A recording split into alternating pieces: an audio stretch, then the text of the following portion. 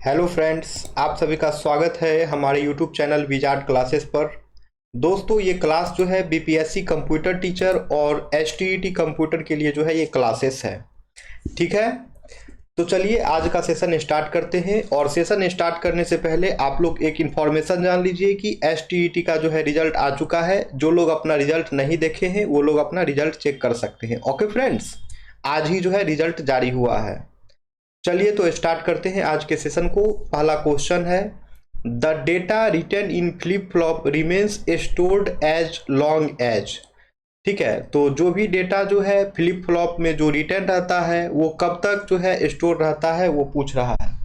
Option A है DC power is supplied, option B है DC power is removed, option C है AC power is supplied, option D है AC power is removed. तो इसका correct answer जो है वो हो जाएगा डीसी पावर इज सप्लाइड। ठीक है, यानी कि जो भी डेटा है फ्लिप फ्लॉप में रिटर्न रहता है, ठीक है, जो भी डेटा फ्लिप फ्लॉप में रिटर्न रहता है वो तभी तक स्टोर रहता है जब तक डीसी पावर जो है सप्लाइड होता है।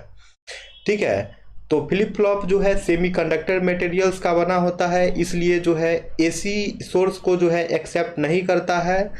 ओके, तो इसलिए जो है ये एसी सोर्स को जो है एक्सेप्ट नहीं करता है, इसलिए डेटा जो भी फ्लिप फ्लॉप में रिटर्न रहते हैं वे तब तक स्टोर रहता है जब तक डीसी पावर जो है मेंटेन रहता है।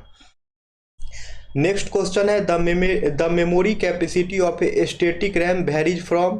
तो स्टैटिक रैम का जो है मेमोरी कैपेसिटी वो कब से कब वेरी करता है। ऑप्शन ए है 32 bit to 64 bit, option B है 64 bit to 1024 bit, option C है 64 bits to 1 mega bit, option D है 512 बीट टू 1 मेगा बीट। तो करेक्ट आंसर जो है वो हो जाएगा 64 bit to 1 mega beat.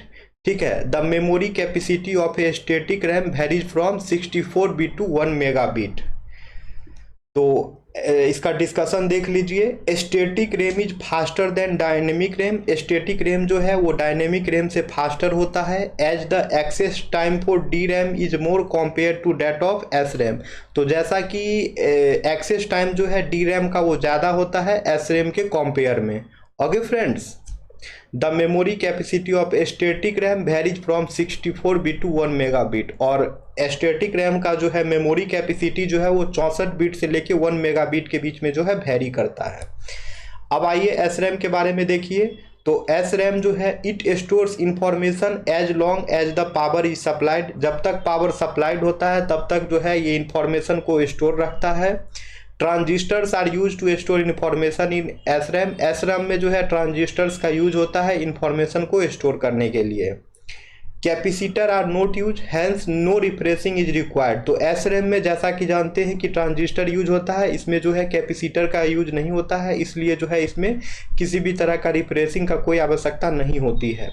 S RAM is faster compare to D RAM. D RAM के compare में यानी कि डायनेमिक रैम के कंपेयर में जो है एस रैम जो है फास्टर होता है।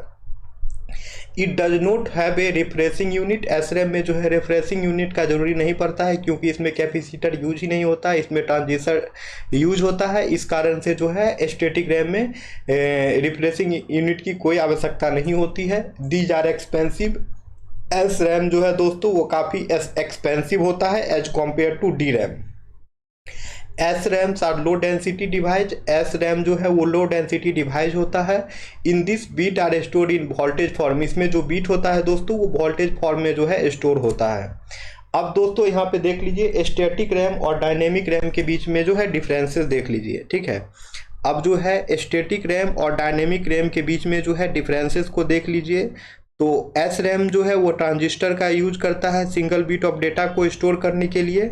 ठीक है, और डी रैम जो है कैपेसिटर का यूज करता है।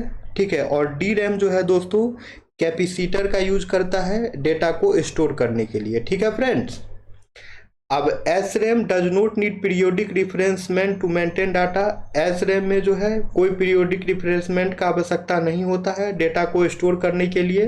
और डी रैम जो है दोस्तों पीरियोडिक रिफ्रेशमेंट का जो है इसमें आवश्यकता होता है, डेटा को refreshment to maintain the charge in the capacitor for data.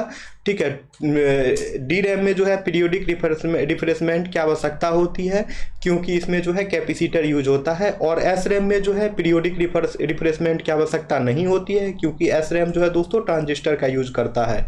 S RAM structure is complex than D RAM. S RAM का स्ट्रक्चर जो है वो काफ़ी कॉम्प्लेक्स होता है डी रैम के कंपेयर में, और डी रैम का स्ट्रक्चर जो है काफ़ी सिंपलेक्स होता है, काफ़ी सिंपल होता है। एस रैम जो है एक्सपेंसिव होता है as compare to D RAM, और डी रैम जो है लेस एक्सपेंसिव होता है as compare to S RAM. S RAM are faster than D RAM. S RAM जो है डी रैम से जो है फास्टर होता है दोस्तों। D RAM are slower than S RAM. D RAM जो है दोस्तों एस रैम से जो है स्लोअर होता है। S RAM are used in cache memory. Cache memory में जो है एस रैम का यूज होता है दोस्तों, और डी रैम का यूज जो है दोस्तों मेन मेमोरी में होता है। ठीक है, तो दोस्तों आज का सेशन यहीं पे एंड करते हैं, फिर हम लोग कल मिलते हैं तो कल और भी क्वेश्चंस का डिस्कस करेंगे। फिलहाल आप लोग स्टैटिक रैम, डायनेमिक रैम जो भी अभी क्वेश्चन कराए हैं इसका डिस्कशन के साथ जो है आप लोग रिवाइज करिए। ओके, क्योंकि डिस्कशन तो अच्छा खासा हो ही गया है ये 5-7 मिनट में। चलिए फ्रेंड्स, तो फिर हम लोग मिलते हैं नेक्स्ट वीडियो में। Thank you everyone.